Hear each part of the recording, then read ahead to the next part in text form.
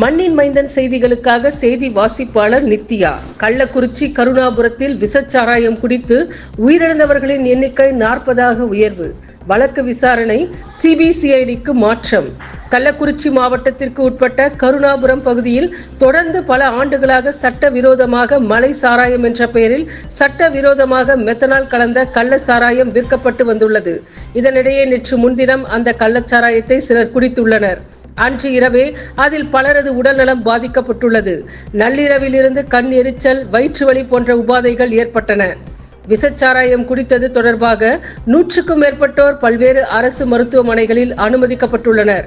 பாதிக்கப்பட்டவர்களுக்கு கள்ளக்குறிச்சி, விழுப்புரம், சேலம், புதுச்சேரி ஜிப்மர் மருத்துவமனைகளில் சிகிச்சை அளிக்கப்பட்டு வரும் சூழலில் மருத்துவமனையில் சிகிச்சை பெற்ற பலர் அடுத்தடுத்து உயிரிழந்துள்ளனர். இதனால் பலியானவர்களின் எண்ணிக்கை தொடர்ந்து அதிகரிக்க தொடங்கியது.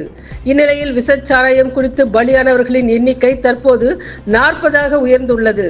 மேலும் பலி எண்ணிக்கை அதிகரிக்க கூடும் என அஞ்சப்படுகிறது. இந்த துயர சம்பவத்தை தொடர்ந்து ஆட்சியர் ஸ்ரவன்குமாரை பணியிட மாற்றம் செய்து புதிய ஆட்சியராக MS பிரசாந்தை தமிழக அரசு நியமித்துள்ளது. மேலும் மாவட்ட காவல் கண்காணிப்பாளர் சமயம் சிங் மீனாவை பணி இடைநீக்கம் செய்து உத்தரவிட்டதோடு புதிய எஸ்பியாக ரஜத் சதுர்வேதியை நியமித்துள்ளது. இதற்கிடையே இந்த சம்பவம் தொடர்பாக கள்ளக்குறிச்சி காவல் ஆய்வாளர் ஆனந்தன் வழக்கு பதிவு செய்து கள்ளச்சாராய வியாபாரிகள் கண்டுக்குட்டி என்கின்ற கோவிந்தராஜ், அவரது சகோதரர் தாமோதரன், மனைவி விஜயா ஆகியோரை கைது செய்தனர்.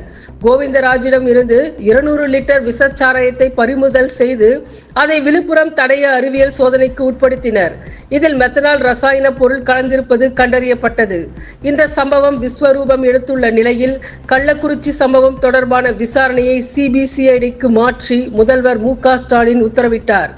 சிபிசிஐடி விசாரணை அதிகாரியாக ADSP கோமதி நியமனம் செய்யப்பட்டுள்ளார். நன்றி.